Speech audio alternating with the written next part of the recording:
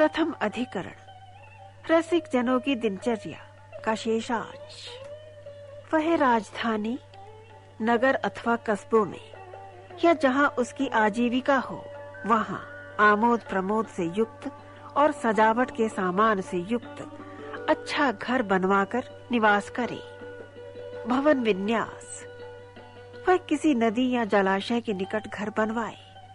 घर के चारों ओर एक बाग हो जिसमें रंग बिरंगे सुंदर फूल, बेलें और बढ़िया नरम घास उगी हो। उसमें हर एक के लिए अलग अलग कमरे हों और 2 निवास गृह हों। बाहर के निवास गृह में सुंदर पलंग हो जिसमें नरम गद्दा हो, दोनों ओर तकिए हों, सफेद चादर हो और ऊपर से खेस हो।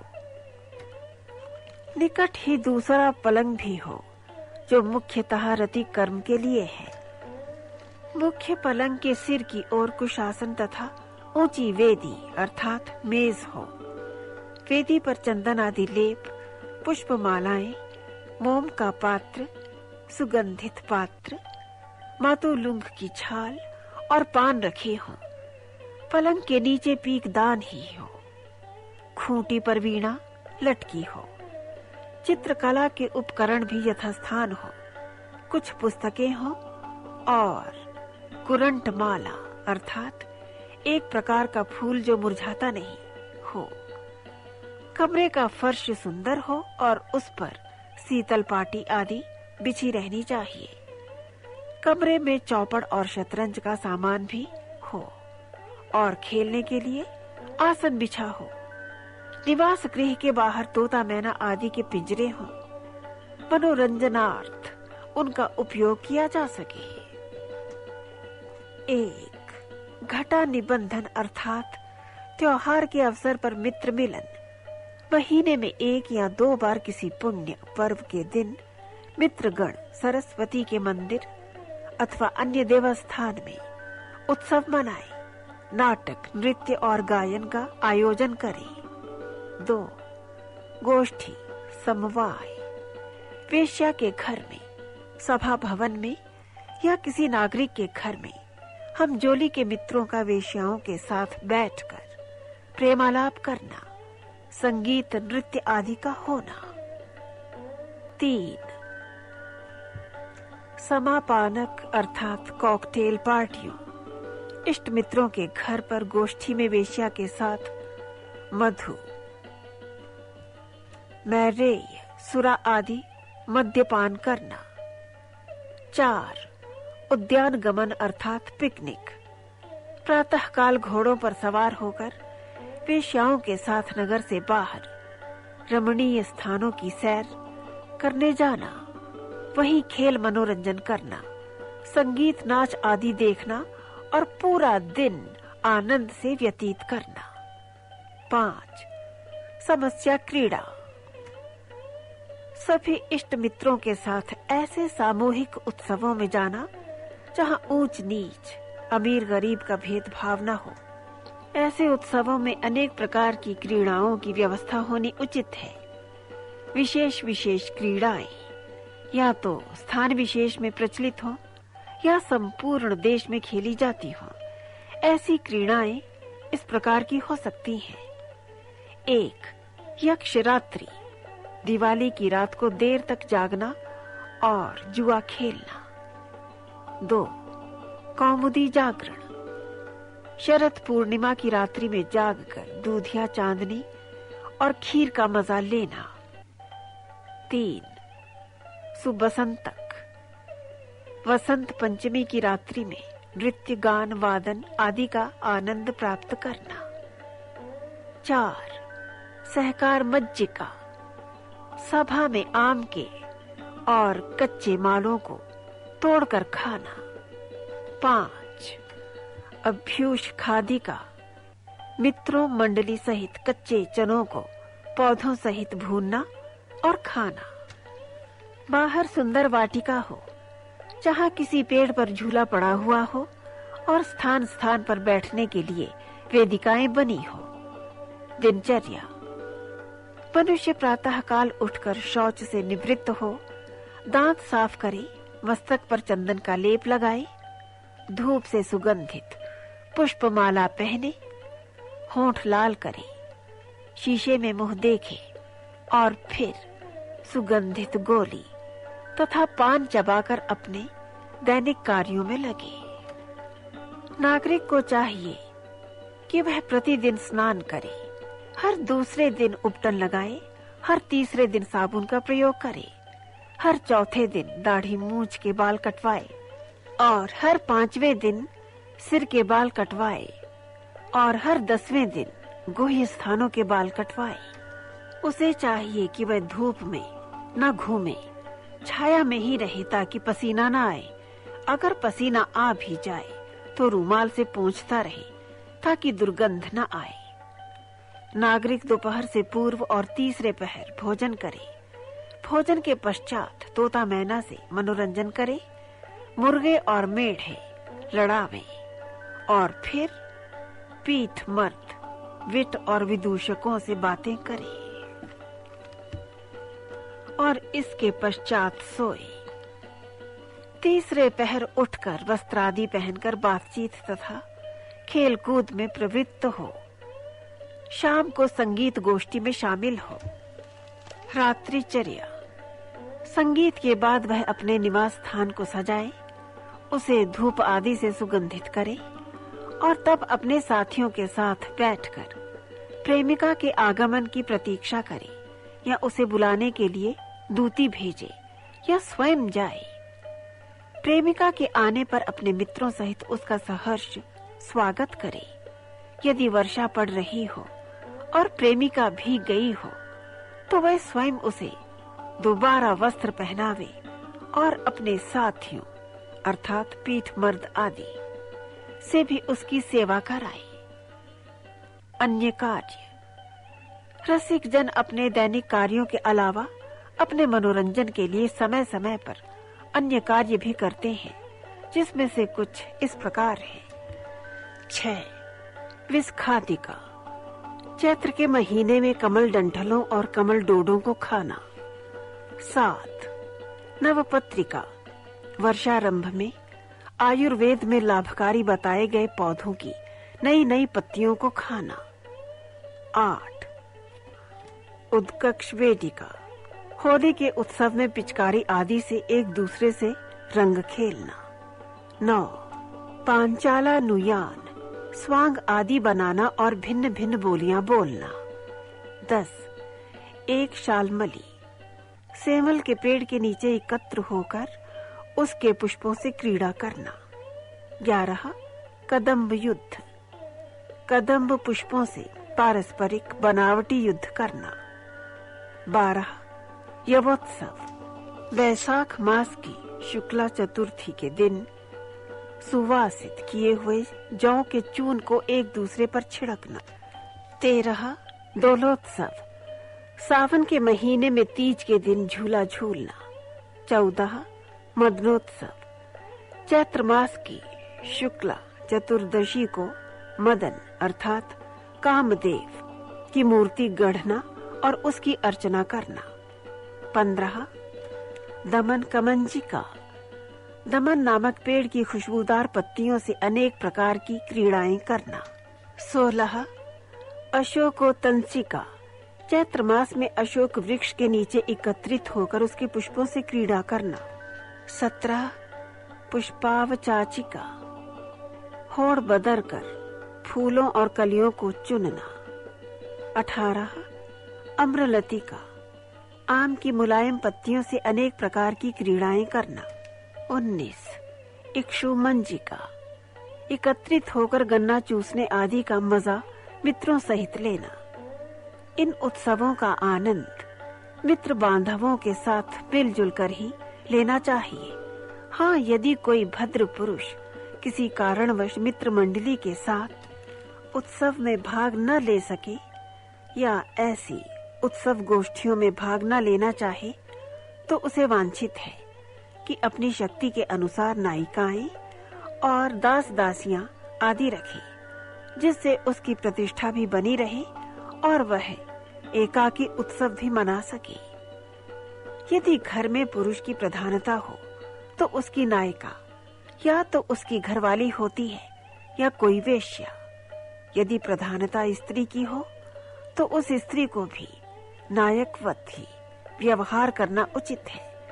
ऐसी स्थिति में उसकी काम लालसा और आकर्षण का केंद्र पुरुष होगा और उसके दास दासियां भी उसकी अपनी जाति के ही होंगे। रसिक जन के अनेक सहचर होते हैं, जिनमें पीठमर्द, विट और विदूषक मुख्य हैं। पीठमर्द सहचरों में प्रथम स्थान पीठमर्द का होता है। यह अकेला होता है और उसके पास धन दौलत कुछ नहीं होती, परंतु काम शास्त्र में पारंगत होता है। ऐसा व्यक्ति नगरी का भ्रमण करता रहता है और नागरिकों तथा वेश्याओं को काम शास्त्र की शिक्षा देकर अपनी जीविका चलाता है। अकेला होने के कारण और धनहीन होने के कारण ये कहीं भी एक स्थान पर टिक कर नहीं रहता। विट जो कभी नायक या रसिक जन रह चुका हो और जिसने मौज बहार और काम कला में अपना सर्वस्व खो दिया हो, ऐसा व्यक्ति परिवार वाला होता है और काम कला प्रवीण भी। यह अपने गुणों के कारण नागरिकों और वेश्याओं के सम्मान का पात्र होता है। यह नागरिकों और वेश्याओं से संपर्क रखता है और उन्हीं की मंडली में बैठता उठता है और उन्हें वह काम कला की शिक्षा देकर अपनी जीविका चलाता है और परिवार वालों का भरण पोषण करता है। विदूषक जो अकेला हो, काम कला में प्रवीण हो और मस्खरा हो, ऊंचे वंश का हो, परंतु मौज बहार में सब कुछ खो चुका हो, हास्य रस में कुशल होने के कारण यह नायक नायिकाओं की गोष्ठियों का एक मुख्य सदस्य होता है। यह मित्र गोष्ठियों में अपनी मनोरंजन वार्ता से सबको खुश रखता है। जब प्रेमी प्रेमिका एक दूसरे से रूठ जाएं, तब विदूषक ही अपनी हंसी मजाक से दोनों में मेल कराता है। इसी प्रकार काम कला में निपुण भिक्षुणी, नाइन, विधवा और वृद्ध वेश्या भी प्रेमी प्रेमिका में सहायक का कार्य करके अपनी जीविका चलाती हैं। वे ही प्रेमी प्रेमिकाओं के रूठने पर उनमें मेल कराती हैं। ग्रामवासी रसिक नायकों को चाहिए कि वे समझदार, होशियार और जिज्ञासु ग्रामीण नव युवकों को नागरिक जीवन के गुणों का बखान करके उन्हें उनका अनुकरण करने के लिए प्रोत्साहन दे। ग्राम गोष्ठियों का आयोजन करे और खूब पैसा खर्च करके वहां के लोगों को प्रसन्न रखने का प्रयत्न करे। यथासंभव देहाती लोगों की भी प्रत्येक प्रकार से मदद करते हैं। ग्राम गोष्ठियों में नायक को नागरिक और देहाती दोनों की मिली-जुली भाषा का व्यवहार करना चाहिए। दलबंदी वाली गोष्ठियों से उसे दूर ही रहना चाहिए। 5. नायक नायिका भेद। शास्त्र सम्मत और व्यवहार सम्मत सर्वप्रथम नायिका अपने वर्ण की कुंवारी कन्या अथवा अपनी विवाहित स्त्री है। अपने वर्ण की अक्षत योनि कन्या से शास्त्र के अनुसार विवाह करके उससे संभोग करने से पुत्र होता है, जिससे यश की प्राप्ति होती है और इस काम को छिपाने की आवश्यकता नहीं होती है। अपने से ऊंचे वर्ण की स्त्री या पराई स्त्री से संभोग करना शास्त्र के विरुद्ध है। इसी प्रकार नीच स्त्रियों और चांडाल स्त्रियों से संभोग वर्जित है, परंतु वेश्या और विधवा से संभोग का न तो निर्देश है और न आदेश ही, क्योंकि ऐसा संभोग केवल आनंद के लिए होता है, संतानोत्पत्ति के लिए नहीं। नायिकाएं 3 प्रकार की मानी गई हैं। 1. अविवाहित कन्या, 2. विधवा, 3. वेश्या। इनमें से किसी स्ववर्ण वाली कन्या से प्रेम कर उससे विधि पूर्वक विवाह करना सर्वश्रेष्ठ है। विधवा से प्रेम करना उससे हीन और वेश्या से प्रेम करना सबसे हीन है। 4. नायिका पर स्त्री। आचार्य गोणिका पुत्र ने चौथे प्रकार की नायिका का भी वर्णन किया है। वह है परस्त्री, परंतु परस्त्री से संभोग आनंद के लिए नहीं किया जाता, बल्कि किसी खास प्रयोजन से किया जाता है।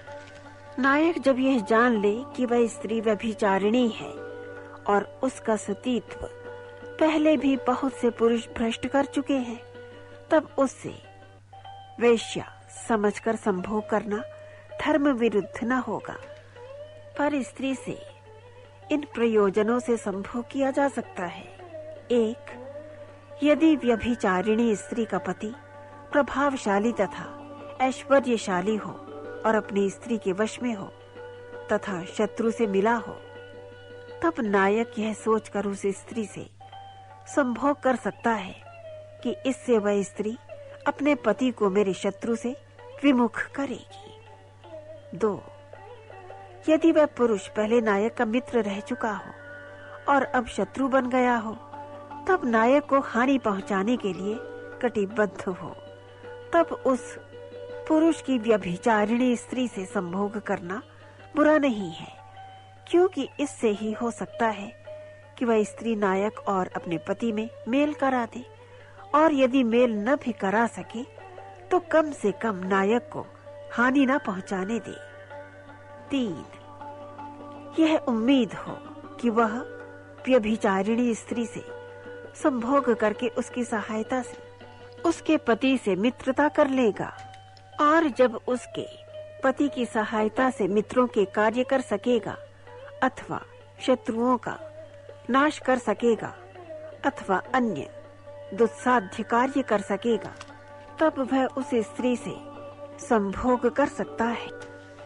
4, किसी पुरुष ने नायक से बलात् उसकी संपत्ति हड़प ली हो, तब नायक उस पुरुष की स्त्री से संभोग कर सकता है, क्योंकि उसे आशा हो सकती है कि वह उस स्त्री की सहायता से उस पुरुष को मारकर अपनी संपत्ति वापस ले लेगा। 5, जो नायक निर्धन हो और उसे आशा हो कि अमुक व्यभिचारिणी स्त्री से संपर्क स्थापित करके वह नियमित रूप से धन पा सकता है, इससे वह अपनी जीविका चलाने में समर्थ हो सकेगा। 6, कोई स्त्री नायक पर आसक्त हो गई हो और उसके साथ संभोग न करने से डर हो कि वह स्त्री नायक को बदनाम कर देगी, तब अपनी बदनामी से बचने के लिए नायक उससे संभोग कर सकता है। 7, यदि नायक को भय हो कि वह स्त्री झूठे दोष लगाकर भारी हानि करा सकती है, मरवा तक सकती है, तब उस स्त्री से संभोग करने में ही कुशल है। 8, यदि नायक को भय हो कि वह स्त्री स्वयं शत्रुओं से मिल रही है और अपने प्रभावशाली पति को भी शत्रुओं से मिलाने का प्रयत्न कर रही है, तब उस स्त्री से संभोग करना उचित है। 9, यदि किसी ने नायक की पत्नी से व्यभिचार किया हो, तब नायक भी बदला लेने के हेतु उस पुरुष की स्त्री से व्यभिचार कर सकता है। 10, यदि रनिवास में किसी पुरुष का किसी रानी से अनुचित संबंध हो गया हो और तब राजा नायक को इसका पता लगाने का भार सौंपे, ऐसी स्थिति में कार्य साधन हेतु नायक उस व्यभिचारिणी से संभोग करके उसे अपने वश में कर सकता है और इस प्रकार उस पुरुष का पता लगा सकता है। 11, यदि नायक की प्रेमिका किसी पुरुष के कब्जे में हो, तब नायक अपनी प्रेमिका को पाने के लिए उस पुरुष की पत्नी से संपर्क स्थापित कर व्यभिचार कर सकता है। 12, यदि नायक की प्रेमिका किसी स्त्री के वश में हो, तो नायक अपनी प्रेमिका पाने के लिए उस स्त्री को वश में करने के लिए उससे संभोग कर सकता है।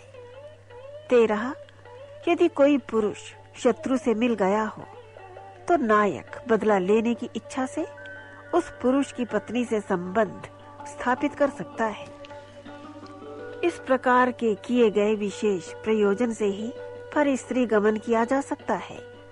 केवल विषय सुख अथवा काम वासना की तृप्ति के लिए नायक कभी भी यह साहस न करे।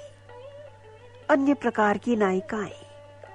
आचार्य चारायण ने ऐसी विधवा को 5वीं प्रकार की नायिका माना है, जो राजा, महामंत्री अथवा उनके परिवार से संबंध रखती हो, या ऐसी विधवा जो नायक को उसके कार्यों में सफलता दिला सके। आचार्य सुवर्णनाभ विधवा सन्यासिनी को 6ठे प्रकार की नायिका मानते हैं। आचार्य गोटकमुख वेश्या की अक्षत योनि पुत्री अथवा अक्षत योनि नौकरानी को 7वीं प्रकार की नायिका मानते हैं। आचार्य गोनरदीय का कहना है कि अपनी पत्नी जो बाल्यकाल समाप्त कर यौवन में प्रविष्ट हुई है, वह भी एक प्रकार की 8वीं नायिका मानी गई है। परंतु वात्स्यायन का कहना है कि उक्त नायिकाओं का समावेश पहली 4 प्रकार की नायिकाओं में ही हो गया है। अतः मुख्यतः नायिका नायिकाएं 4 प्रकार की ही हैं, परंतु नपुंसकों की गणना न तो स्त्रियों में है और न पुरुषों में। फिर भी इनका उपयोग किसी न किसी प्रयोजन से होता ही है। अतः ये 5वीं प्रकार की नायिकाएं हुई। इनका उल्लेख अधिकरण के 9वें अध्याय में होगा। नायक भेद। नायक मुख्यतः एक ही प्रकार का होता है और वह है पति। दूसरे प्रकार का नायक वह होता है जो किसी विशेष प्रयोजन से गुप्त संबंध रखता है। इसे गुप्त नायक भी कहते हैं। गुण दोष के अनुसार नायक क्रमशः उत्तम, मध्यम और नीच कहलाते हैं। नायक के गुण दोषों का वर्णन 6ठे अधिकरण के पहले अध्याय में दिया गया है। रमण के अयोग्य स्त्रियां। आचार्य वात्स्यायन का कहना है कि इन स्त्रियों के साथ कभी संभोग नहीं करना चाहिए। 1 कोढ़ी स्त्री, 2 पागल स्त्री, 3 जातिच्युत पतित स्त्री, 4 प्रेम रहस्यों को प्रकट करने वाली स्त्री, 5 सबके सामने प्रेम दर्शाने वाली वेश्या स्त्री, 6 अपने से अधिक उम्र की स्त्री, 7 अत्यंत सफेद रंग की स्त्री, 8 अत्यंत काली स्त्री, 9 जिसकी योनि और मुख से दुर्गंध आती हो, 10 निकट संबंधी की स्त्री, 11 पत्नी की सहेली, 12 सन्यासिनी, 13 कुटुंबियों की पत्नी, 14 मित्र की पत्नी, 15 ब्राह्मण विद्वान या गुरु की पत्नी और 16 राजा की पत्नी। आचार्य बाभ्रव्य का मत है कि जो स्त्री 5 से अधिक पुरुषों से व्यभिचार कर चुकी हो, उसके साथ रमण किया जा सकता है। आचार्य गोणिका पुत्र ने इसमें यह संशोधन किया है कि 5 से अधिक पुरुषों से व्यभिचार करने के बावजूद संबंधियों, मित्रों, ब्राह्मणों और राजाओं की पत्नियों से रमण नहीं करना चाहिए। नायक के सहायक। नायक अथवा रसिक जनों को काम व्यापार में सहायकों की भी जरूरत पड़ती है, जो उसका अपनी प्रेमिका अथवा इच्छित स्त्री से मेल करा सके। वे सहायक ये हो सकते हैं जैसे 1 बचपन का मित्र, 2 जिसकी संकट काल में सहायता की गई हो और जो उसके उपकार के भार से दबा हो, 3 जो अपने ही समान आचार व्यवहार और गुण दोष वाला हो, 4 सहपाठी, 5 जो एक दूसरे के गुप्त रहस्यों को जानते हों, 6 जिसके गुप्त रहस्यों को नायक जानता हो, 7 धाय का पुत्र और 8 एक साथ रहने वाले समवयस्क मित्र। वात्स्यायन ने सहायकों के गुणों का वर्णन इस प्रकार किया है। जो उच्च वंश के हों, धोखा देने वाले न हो, अवगुणों से रहित हों, पक्के विचारों वाले हों, लोभहीन हों, सदा वश में रहने वाले हों और गुप्त रहस्यों को दूसरों के समक्ष प्रकट करने की जिनमें आदत न हो। चारायण के मतानुसार इनके अलावा धोबी, नाई, माली, अत्तार, मद्य बेचने वाले, कलाल, भिक्षु, ग्वाला, पनवाड़ी, सुनार, पीठमर्द, विट और विदूषक आदि भी नायक के सहायक हो सकते हैं, क्योंकि ये सब घरों में आते जाते हैं। रसिक जन इनकी स्त्रियों से भी मेल बढ़ाते हैं, क्योंकि काम व्यापार में स्त्रियां अधिक सहायक सिद्ध होती हैं। दूत, जो पुरुष और स्त्री दोनों का मित्र हो और खास तौर पर स्त्री का विश्वास पात्र हो, वह दूत कर्म के लिए श्रेष्ठ है। दूत में ये गुण होने चाहिए: 1. बोलने में चतुराई, 2. साहस, 3. चेहरा देखकर मनोभाव समझने की क्षमता, 4. जल्दी नहीं घबराना, 5. दूसरों के भेद को जल्दी जान लेना, 6. देश और काल का पूरा ज्ञान रखना, 7. दुविधा के अवसर पर तत्काल निर्णय करने की योग्यता, और 8. जल्दी ही अपना काम सिद्ध करने का कौशल। इसके अतिरिक्त अच्छे दूत को विवेकी, चतुर, निडर और प्रगल्भ होना चाहिए तथा उसे नायक नायिका के मनोभावों को भली भांति समझना चाहिए। इस प्रकार चतुर और रसिक नायक, जिसके गुणी सहायक हों, जो परिस्थितियों को समझता हो, वह अपनी पहुंच से बाहर की रमणियों को भी आसानी से प्राप्त कर लेता है।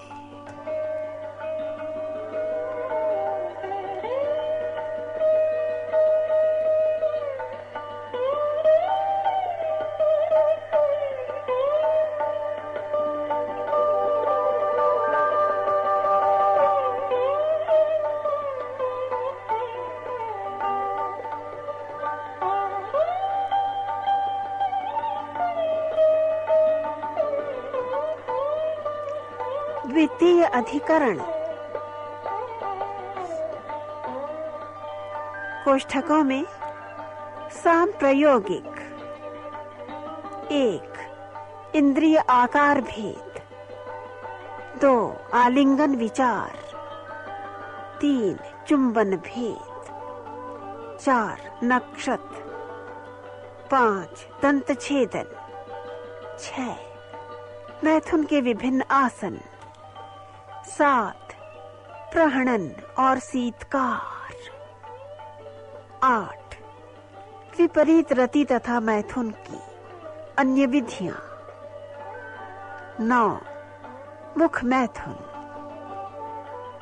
10.